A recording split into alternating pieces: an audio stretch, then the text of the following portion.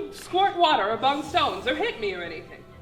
And don't you dare produce one of those slingshot contraptions. The Reluctant Dragon is kind of a classic fairy tale, and it just tells the tale of a dragon who is the last of his kind, and unlike all of the other dragons and fairy tales that we know of that are chasing damsels and fighting knights, this dragon just wants to drink tea and write poetry and live a peaceful existence. The dragon.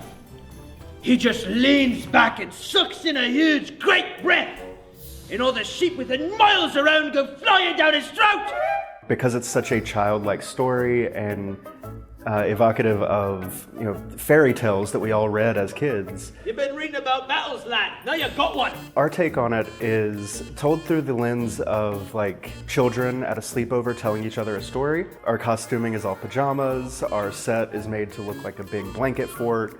It's just to have some fun and not take the story too seriously because the dragon is not a serious dragon. So we wanted to have a nice, calm, fun vibe with it. Kids and smaller people will love the show because it's fun, it's goofy, it's silly. Then adults can also take a lot from it, I feel, because once you scratch the surface just a little bit of this very simple story, it becomes more of a story about accepting differences and kind of examining our own preformed biases. We soon shall attack!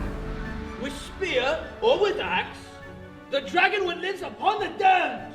It is a very important story, especially with everything that is happening culturally in our country right now. Not to get political, but I think it's something that everyone needs to hear, that you can accept people that aren't like you.